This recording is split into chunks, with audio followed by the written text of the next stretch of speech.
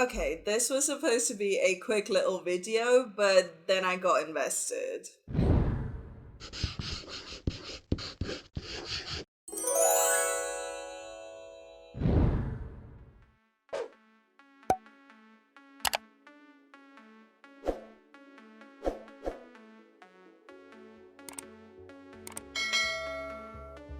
Welcome to episode 2 of Adjustment Layer, which is a series where I take some of your submitted art, offer some critique and tips, and paint over it in the process. I love this series because A, you get to showcase some of your beautiful art on this channel, and B, it allows me to give you critique and tips based on very real, very practical art problems that we all face, no matter what stage of art we're at. This is not me trash talking your art, please don't take it like that. Not that any of you would, because you're actively submitting your art to this series, but I just want you to know this video is not coming from a place of ego or superiority. This is not me saying that I'm a better artist than you or anything like that. Trust me, my art has been there and my art still goes there sometimes when I'm not paying attention. So this is mostly just me offering you tips and tricks and suggestions that I've learned over the years, and that has really helped me grow my art and hopefully helped you grow yours too. Today we're working on this beautiful painting submitted by Vivid Pixel over in the Discord channel called Paintover Submissions, and I am so excited to work on this because look at this concept. It is supposed to be like a mermaid, but instead of having the bottom half of a fish, it has the bottom half of a jellyfish, and I just thought that concept was so cool, so I'm really excited for you to see how this turns out. Thank you so much to Vivid Pixel for sharing this painting, and we are honestly gonna have so much fun with her. So I hope you're excited because I am. And if you enjoyed this video and find it helpful, then please do let me know by giving it a big thumbs up and leave a comment below. If you'd like your painting submitted for next week's adjustment layer, then please make sure you come join the Discord because we have a whole channel there where you can submit your art and be featured in one of these videos. Hit that subscribe button down below because we are on our way to 5k and it would mean the whole world to me if you join this journey with me. But yeah, I'm excited. I hope you are too. So let's dive into Adjustment Layer episode 2. So, like I said in the intro, this is the beautiful painting that we're working on today. In their own words, Vivid Pixel says, this was supposed to be a mermaid for MERMAID in the form of a jellyfish, but all I see is a genie now. You know what? Been there, still have that happen quite often in my work. So today we're going to try and capture that original vision of a jellyfish mermaid. I'm just starting off by prepping this painting. What I've done is use the pen tool to cut out the character and put her on her own layer. I've then gone in with the clone stamp tool to fill in the gap in the background. This really helps us to move the character around freely without worrying too much about messing up the background. We're gonna change up the background, but for now I want to leave it be. And recently I've been obsessed with making lists of 4 steps, so let's take a look at 4 key concepts that we can work on today.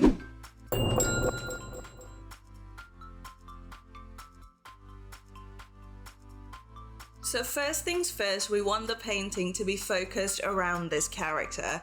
At the moment that works since there isn't much else in the scene, but we are going to populate the scene with a bunch of new elements and we don't want the character getting lost among all that noise. So we're going to start by bringing her to the very center of the frame and sizing her up so we're actually quite close up to her. Remember, if you want your character to be super impactful, one way to do that is to have them quite close cropped. We're hardwired to notice faces, especially if they are right in front of us. The proportions are alright for the most part, but there are some tweaks I want to make just to perfect everything. First off, I want to make the pose a little more dynamic. At the moment, her torso is leaned back and that is nice and relaxed. It really echoes the lazy movements of jellyfish, so we're gonna keep that theme, but I want to add a little bit of movement in there. Let's start with the shoulder and hip lines. The quickest way to add dynamism to your pose is to make sure that the shoulder and hip lines slant in opposite directions. Here, since the far arm is higher up, we're gonna make it so that the far hip underneath that arm is quite low, while the near hip is higher up. This adds a nice slant, and slant always adds movement. Another great way to add movement to your pose is to create twist. Here we can see that her torso is slightly facing the side while her hips are slightly twisted to face head on. That is great, and we're only really gonna exaggerate that twist. So the torso is really gonna be twisted to the side, and we're really gonna bring that far hip forward, creating a really solid turn at the waist. This is especially cool if you're trying to enhance the traditionally feminine frame, because it really cinches that waist without looking unrealistic. When it comes to the face, this is a difficult angle to nail, so Vivid's done a great job. But there are a couple of tweaks that I want to make. First off, that far eye and eyebrow is pushed too far in. Yes, the fringe is gonna take some space in the silhouette, but the bone structure feels a little caved in on that side, so we're just gonna pull that out a little bit. The cheek, on the other hand, feels like it's just a touch too far out, so we're gonna reel that in. Plus, we're gonna add a slight angle to her jaw and chin, just to add some more movement. If you leave all of the features super rounded in the face, it almost looks a little too static. So if you find that your faces are looking a little monotonous or dull, try throwing in some triangular elements in there and it should fix that. Alright, I promise these are the last couple of tweaks before we get to step 2, but I want to play about with her arms a little. Her near arm is a little too high up and far out, especially since we're following that tilt of the shoulder and hip lines, so I'm gonna quickly pull the socket of that arm in and down a little. And the far hand is a little too small. Ideally, your hand is about as long as the distance between your chin and eyebrows, so we're gonna have to resize that hand a little bit. But also the angle of it is a little disruptive. If we follow the flow of the body from bottom to top, it is nice and long and fluid all the way up, but then the hand is perpendicular, which just adds like a full stop.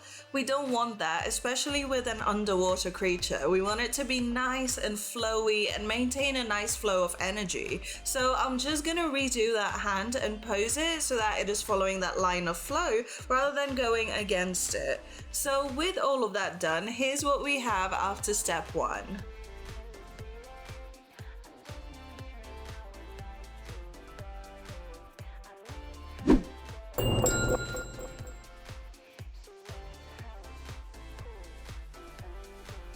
Okay, so looking at it again now, I felt like the near arm was a little too blocky for my liking, in that it was a little too in her face, and just like with the far hand, it was kind of interrupting the flow of the gesture lines. So we're actually going to angle that arm a little further outwards and stretch it out at the elbow. That way we still have some interest in the angle of that arm, but it isn't completely disrupting the flow. Now, when it comes to lighting, if you've watched me paint at all, you already know that I love a good dramatic light. Flat lighting is great for beauty shots and character concepts, but when it comes to an illustration, the more dramatic, the better, at least in my opinion. And I'm gonna be honest, I want to take that mermaid route and just run with it. So we're gonna have a little bit of underwater lighting. I want to go quite deep under the water though, so we won't have as many crazy light patterns on her, but we're still gonna have some dramatic light beams falling directly onto her. The ambient light is obviously going to be very blue, maybe a little green, so I want some rays of warm sunlight to be our key light here. The easiest and quickest way to add your key light is to create a new layer, set it to overlay or soft light, and paint in a very opaque light tone. I love when a key light hits the character from diagonally above, and also want to make sure our shadows conform to this lighting. Plus, I also want the key light to be a framing element of its own, so we're gonna focus most of it on her face, maybe a little bit of shine on her clothing, perhaps also on her tail. With the background, I want there to be loads of leading lines, so we're actually gonna rework the fabric and the jellyfish tentacles for this. We're gonna really push the flowiness of these two elements, curling them around the scene and leading them right back to her face. I'm also gonna throw in some underwater planties just to populate the scene. So here's what we have so far. We can now take a look at the texture.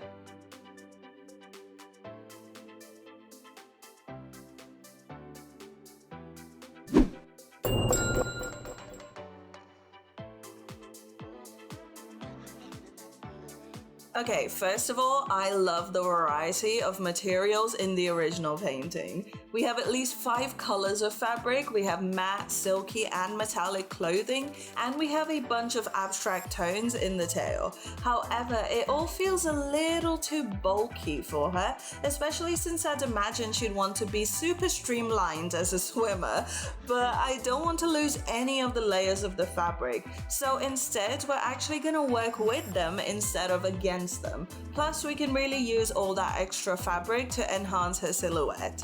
The best way to add lightness and movement when you have so much fabric is to mess around with the opacity.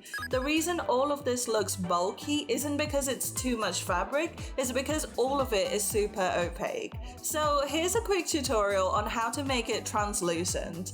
First, we're gonna duplicate the character layer. We're gonna hide the upper copy, and in the copy underneath, we're gonna get rid of all the fabric we want to make transparent. So here I want to have that bright purple fabric in her arms be transparent, maybe even the white around her legs. So I'm gonna get rid of those using a layer mask just to be safe.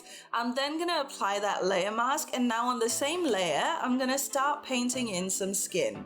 Here is where your anatomy skill comes in, because you want to be able to imagine what her arms or legs would look like underneath the fabric that you just erased off. So I want to paint her arms in the pose that we created, and paint the outside of her thighs that will lie underneath the translucent fabric, and also paint the rest of the fabric that would lie underneath that translucent fabric. Next, we're gonna make the upper layer visible again and mask it all out. Then we're gonna grab a grey tone and very lightly paint back some of that mask. The lighter the grey, the more opaque the fabric will appear. And a quick pro tip here is to keep the outermost edges of the fabric relatively more opaque. And boom, you have your translucent fabric. I'm also going to paint over all of the fabric so that it conforms to the lighting setup we've got going here.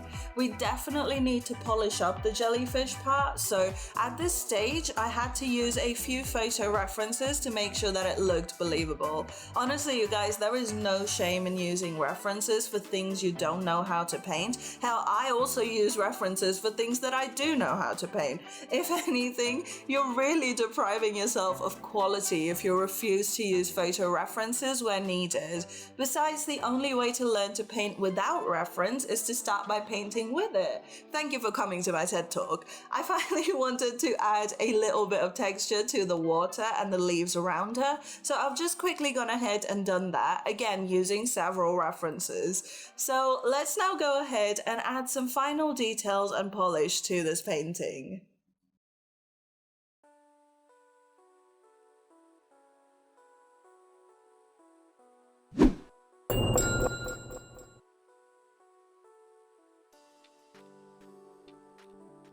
Now, although we've done a lot of work already, if you feel like something is missing, you're absolutely right. Because while we have lighting and color and texture, what we're missing is smaller shapes. Everything so far is so big and expansive, we have to balance that out with some tiny design elements just to really punch up the composition.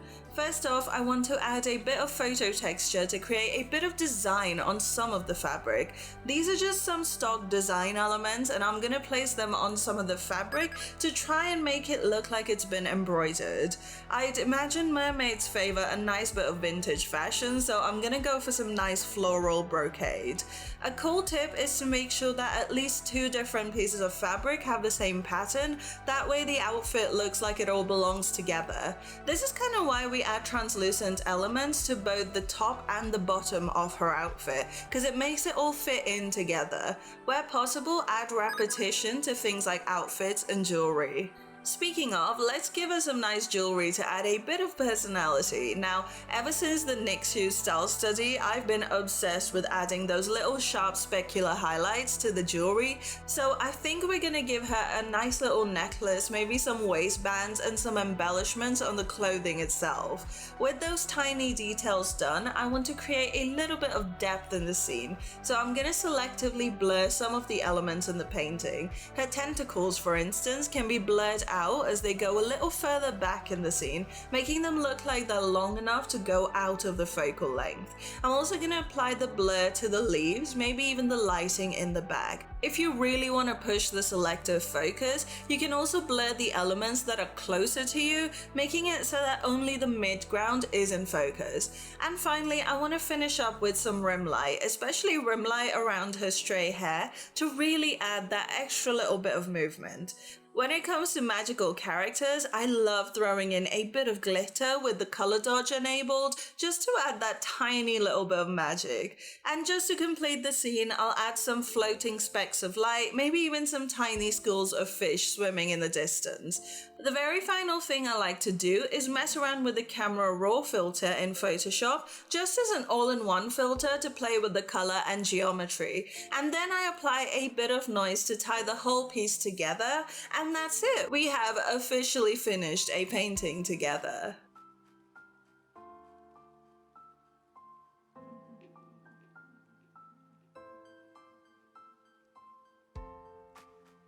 So I hope this video has helped give you guys some important pointers when it comes to composition and rendering. Massive thank you again to Vivid Pixel for submitting your beautiful art and allowing me to paint over it. I super appreciate it. I hope you found this helpful, and I hope you love the end product as much as I do. If you guys have enjoyed this video as well and found it helpful, then please do let me know by giving it a big thumbs up and leave a comment below. Tell me which of these tips you found most helpful, because I'm curious to know. If you'd like to be featured in a future adjustment layer video, then please come join the Discord. The link is in the video description. I've gotten rid of the bot nonsense for a little bit, just until I figure this out. So hopefully just joining the link should let you have access to all of the channels in the Discord server. So sorry about that. I don't know what happened. Technology. And with all of that said, thank you so much for hanging out with me today. I hope you've enjoyed it as much as I have. Check out some more videos up here, and I'll see you guys on the next one. Bye!